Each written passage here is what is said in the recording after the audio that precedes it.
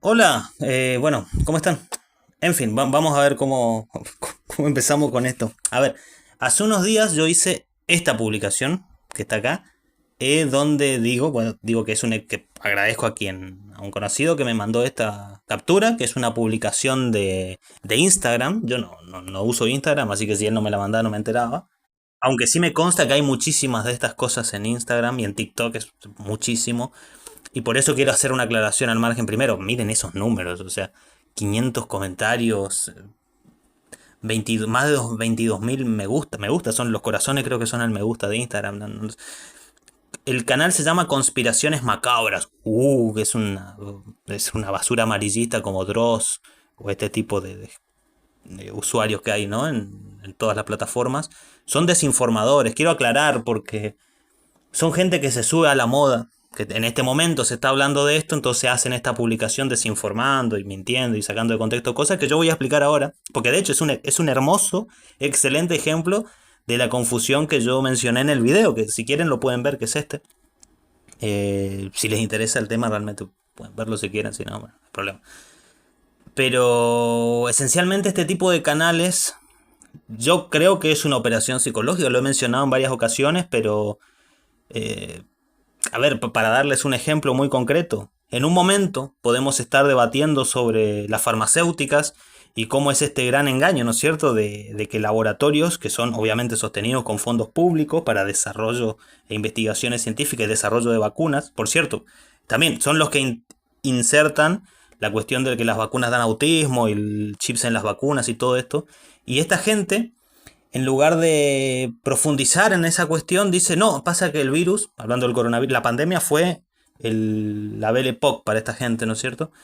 Y no, resulta que no, que el virus en realidad no existe. En lugar de debatir de dónde salió ese virus, quién se beneficia de ese virus, quién está ganando dinero con esto, quién es el que al final termina patentando y vendiendo como producto las vacunas que se desarrollan. Por cierto, la cuestión de las vacunas, hay mucha gente con esto de los discursos homeopáticos y demás, y una idealización de la idea de naturaleza, cree que no son necesarias. Bueno, realmente no son necesarias. La naturaleza tiene mecanismos para superarlo. Simplemente puede morir una generación entera y los que sobrevivan, bueno, fue porque pudieron desarrollar anticuerpos y las próximas generaciones serán inmunes.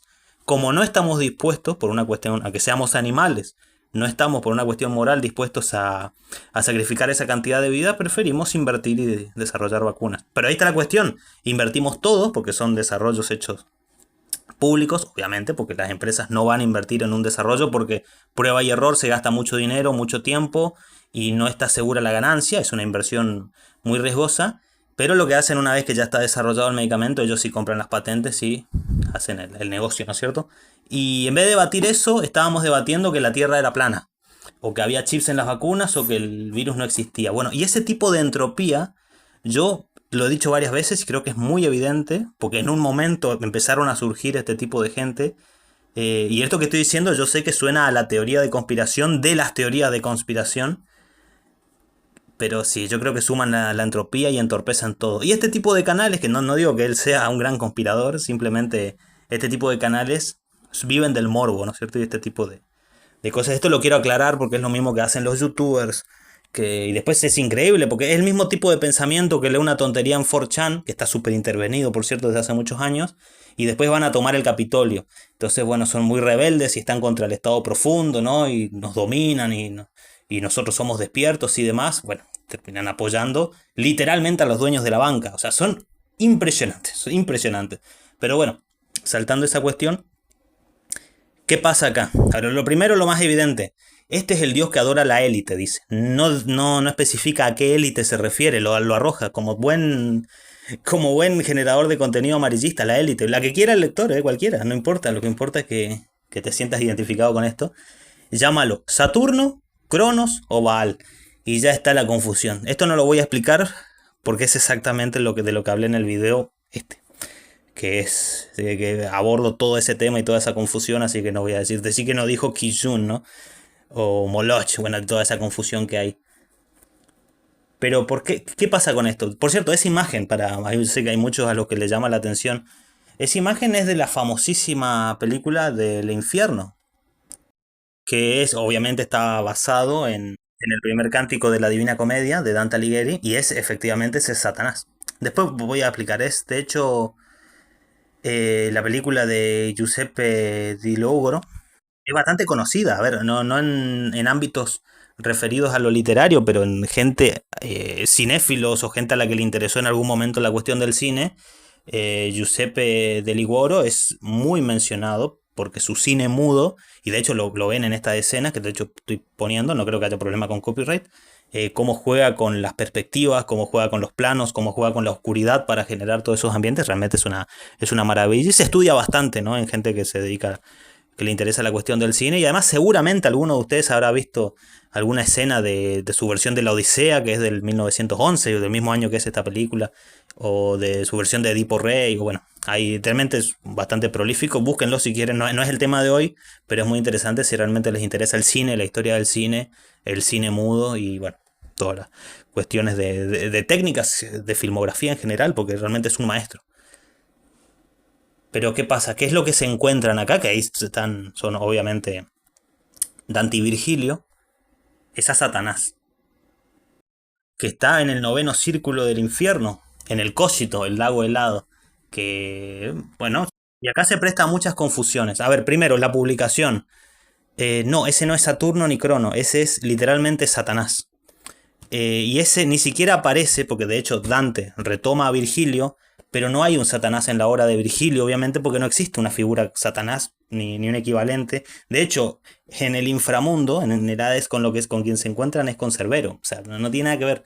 Aunque hay por ahí algunos ven un paralelismo por la cuestión de las tres cabezas, pero no es tan así. Ya vamos a ver. A ver, vamos a ir directo a la obra. Pero quiero señalar porque este tipo de cosas son producto de la ignorancia o mala intención o ganas de llamar la atención con este tipo de imágenes, ¿no es cierto? Y jugar con el morbo. Pero sí, se aprovechan. Dice, leo la Divina Comedia. Después mando una foto del libro para mostrar qué libro es el que yo tengo, qué edición es la que yo tengo de la Divina Comedia de Dante Alighieri, porque me ha constado, porque he visto que los chicos, sobre todo cuando consiguen el libro, a veces, por cuestiones de traducción, y es obviamente totalmente entendible, varía un poco, así que después mando una foto de mi libro para que se vea cuál es. Pero leo, dice, el monarca del doloroso reino, del hielo aquel sacaba el pecho afuera, y más con un gigante me comparo, que los gigantes con sus brazos hacen. Mira pues cuánto debe ser el todo que a semejante parte corresponde. Si igual de bello fue como ahora es feo, y contra su hacedor alzó los ojos, con razón de él nos viene cualquier luto. Acá, aclaración hago, hace una referencia obviamente a Dante Alighieri, y esto tiene que ver con la escatología. Fíjense qué curioso. Autores como John Milton, el más nombrado, o los románticos en general, posteriormente, y muchos filósofos anarquistas, por ejemplo, van a pensar a la figura de Satanás como un héroe caído, ¿no es cierto? Un rebelde, alguien que se opuso a la tiranía de un déspota como Jehová y que es efectivamente un héroe trágico. Entonces no lo van a ver como un ser aborrecible, monstruoso y feo, justamente como habla, justamente de, eso, de esta putrefacción escatológica que es tan común en el cristianismo católico, del cual Dante Alighieri es importante para entender desde qué teología él habla. Él va a entender eso, por supuesto que Satanás es ahora, como antes era el más hermoso de los ángeles, ahora es la criatura más, como podemos ver en la representación de la película de Giuseppe, es la representación de lo horrible, del terror. Y atención a esto, esta es la descripción que da Dante, dice, qué asombro tan enorme me produjo cuando vi su cabeza con tres caras. Esto a mí, por cierto, entre paréntesis, a mí siempre me llamó la atención cuando hacen la impresión de que tiene tres cabezas. Nunca, no sé dónde sacaron eso, ¿eh? Quizá porque mucho de la hidra, pero tres caras, no tres cabezas. Una delante, que era toda roja, las otras eran dos, a aquella unidas, por encima del uno y otro hombro, y uníanse en el sitio de la cresta, entre amarilla y blanca la derecha, parecía, y a la izquierda era tal los que vienen de allí, donde el Nilo discurre. Y acá quiero hacer una confesión, un comentario. Yo la primera vez que leí este pasaje, hace muchísimos años, eh, casi 20 años, bueno, es la primera vez que lo leí me imaginé que se refería a que una de las caras de Satanás acá tiene cara de cocodrilo, porque hace referencia a que se asemeja a aquellos de allá donde el Nilo discurre. Entonces, lo primero que se me vino a la cabeza fue el cocodrilo del Nilo, que es una representación muy poderosa y muy conocida de todas las épocas. Pero no, es una referencia étnica. Es una interpretación que se hace posteriormente desde la filología, que cada una de las cabezas, de las caras, perdón, eran, por ejemplo, la cara central, que era roja, tradicionalmente se asocia con la ira o la pasión desmedida y evoca a cierto tipo de pueblo, cierta genética, cierto biotipo. La cara derecha, la amarilla barra blanca, eso de los tonos de los que viven junto al Nilo, ¿no? De donde el Nilo discurre, hace referencia a la piel oscura, a los moros, como se dice. Entonces, porque eso es una cosa muy de la Edad Media. Y la cara izquierda, completamente negra, se asocia a las tinieblas. Y esto es curioso porque, de hecho, esto que yo decía del cocodrilo, porque Baal, una de sus representaciones más conocidas, aunque Baal, como ya he dicho en el video anterior, a veces se homologa en el tiempo con Moloch.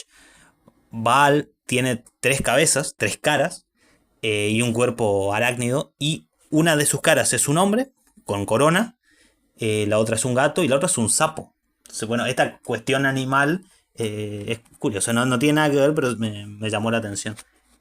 Pero no es a lo que apunta Dante, por si lo están pensando.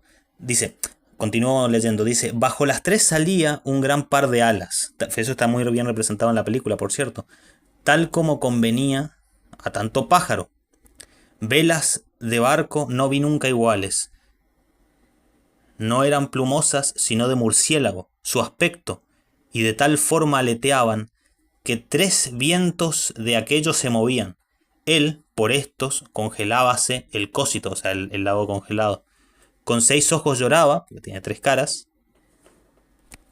y por tres barbas corría el llanto y baba sanguinosa. En cada boca hería con los dientes a un pecador, y acá viene la cuestión de los traidores, como una agramadera, tal que a los tres atormentaba a un tiempo. Para eso tiene tres bocas. Al de adelante, el morder no era nada comparado a la espalda, que a zarpazos toda la piel habíale arrancado.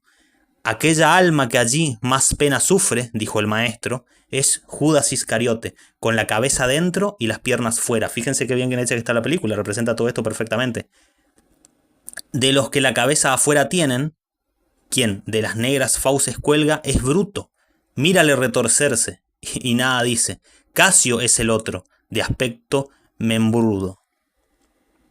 Más retorna la noche, y ya es la hora de partir. Bueno, es X, no se continúa. Por cierto, ¿por qué?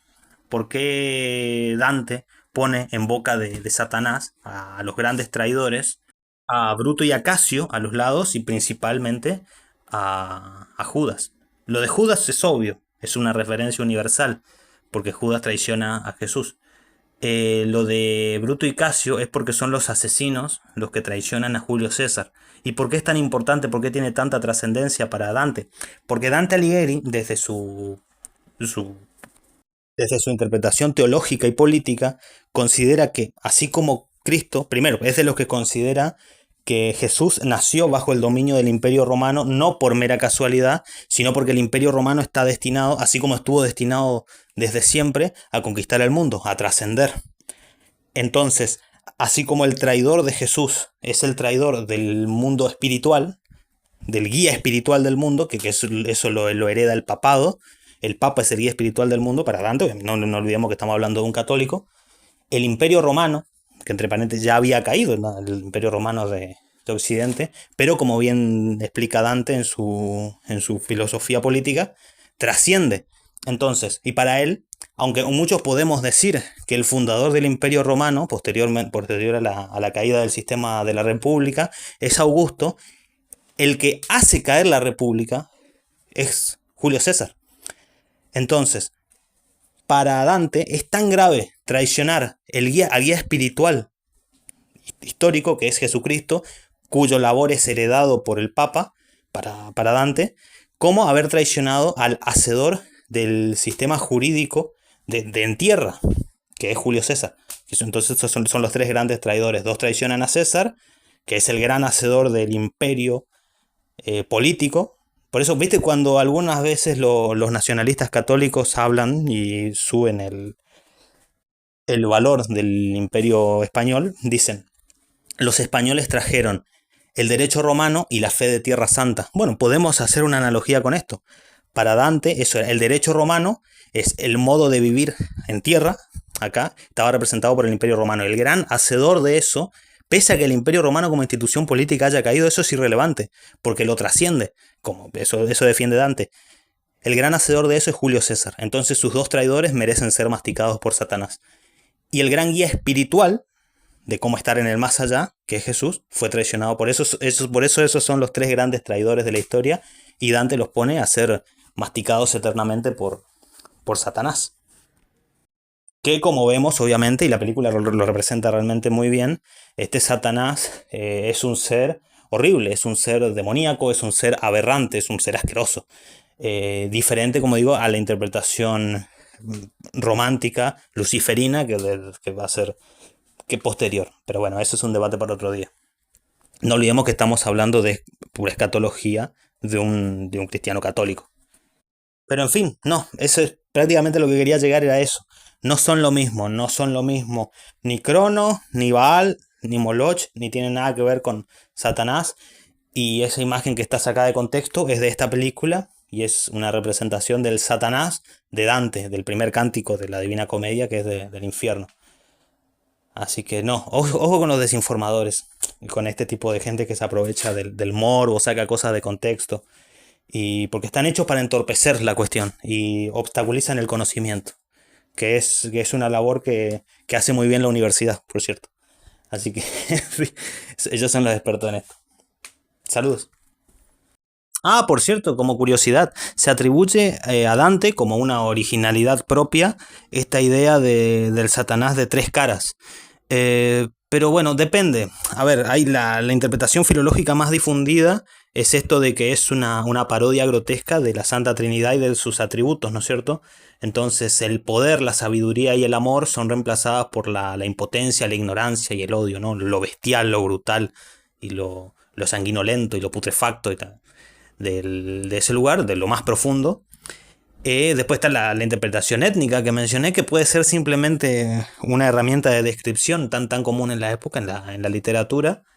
Después, bueno, lo del cocodrilo es una cuestión personal. No creo que haya habido una referencia a Baal, aunque algunos creen que sí, que existía todavía, incluso en los círculos más altos de formación católica, esa idea, esa reminiscencia de dioses paganos que se termina enlazando con la idea de Satanás y que puede haber una inspiración por ahí. Pero lo más aceptado, curiosamente, es justamente una pintura, un, una pintura, un mosaico del baptisterio de San Juan, donde de hecho Dante donde fue bautizado, así que lo conocía muy bien, donde se ve ahí una imagen de Satanás que puede interpretarse como que tiene tres cabezas. A ver, estamos hablando de una persona que lo interpreta viendo esa imagen desde niño y le pudo haber servido de inspiración también, sí. Sí, muchos coinciden en esto. Pero puede ser, nunca lo sabremos. Porque es mucha de la iconografía posterior está basada en Dante. Entonces, descubrir de qué se inspiró, todas las fuentes de las que bebió él para conjurar eso, para crear ese diseño, ¿no? Es un poco más complejo. Pero bueno, no fue de Virgilio, eso está más que claro, porque no está en la Eneida, claramente, y eso no figura en la mitología griega, que es de donde bebe Virgilio, por supuesto, porque desde ahí, de hecho, acá está una de las cuestiones. Si Julio César fue, según Dante y según muchos ideólogos de esa teología política, si Julio César fue el fundador real del imperio que posteriormente llevó adelante Augusto, que estaba destinado a ser el lugar donde nazca Cristo y condenado a ser el vehículo o el vehiculizador del cristianismo a nivel universal, porque estamos hablando de un imperio que se forma bajo las bases de una teología griega, una teología precristiana. Pero bueno, es un debate teológico, histórico, mitológico, filosófico X, más amplio que esto. Yo solamente vine a comentar lo de esta publicación. En fin, ahora sí, saludos. ahora sí me acordé de hacer el mostrando los libros, así que bueno, es esta edición la que yo uso siempre de Ediciones Libertador. Sé que es una de las más difundidas, así que no es difícil de conseguir. Esta es la Eneida que yo uso. Tengo, bueno, esta la compré hace unos años. Porque, bueno, esta es la que usé durante mucho tiempo y está perjudicada por orden del tiempo. Y también porque durante mucho tiempo la llevé a todas partes en la mochila y, bueno, se perjudicó en su relación con otros libros, con cuadernos, con planos, herramientas, utensilios, etcétera, dentro de la mochila. Así que, bueno, por eso tuvo su reemplazo. Esto no viene muy a cuento, pero lo quiero mencionar. En este libro, este es un ensayo, se llama Paganos y Cristianos en una época de angustia. En este ensayo, tengan en cuenta que es un ensayo de Eric Robertson Dodds. Él hace un análisis de por qué él cree que en esa situación de angustia, los primeros años del cristianismo en el imperio, en medio de esa convivencia entre paganismo y cristianismo, el cristianismo fue tomando lugar. Es muy curioso el ensayo, a ver, obviamente es un ensayo, como digo, quiero hacer énfasis en eso, así que es un texto argumentativo con una posición tomada y que la defiende. Hay cosas que, a mi criterio, él sostiene como jactándose, como diciendo que, como que son valores del cristianismo y que a mí me parece que es todo lo contrario, ¿no? Casi que pasa a confesar que se aprovechó de un momento en el cual la gente necesitaba sentirse parte de una comunidad y demás. Pero bueno, es muy valioso igualmente, después si a alguien le interesa. Y bueno, este es un libro fantástico. De Júpiter a Cristo, Cambios Religiosos, de George Rutke. Este es un análisis antropológico e historiográfico de justamente el abandono progresivo de los cultos, entre comillas, paganos, precristianos, de la Roma inspirada por Grecia, y de los cultos de las religiones circundantes a lo que era el Imperio Romano específico alrededor del Mediterráneo. Y bueno, un montón de cosas. Realmente este libro es muy amplio, este libro es muy valioso. Más allá de la transformación paulatina de la concepción religiosa dentro del imperio, habla de cómo con el tiempo el propio culto era más celebrado en las periferias de las grandes ciudades o por los que estaban fuera del imperio, por su añoranza, ¿no? O por los propios ejércitos que por quienes estaban dentro de las propias urbes, porque justamente esta vida urbana había absorbido su vida espiritual. Es muy interesante, este es un librazo muy valioso también, recomendado. Si les interesa, obvio.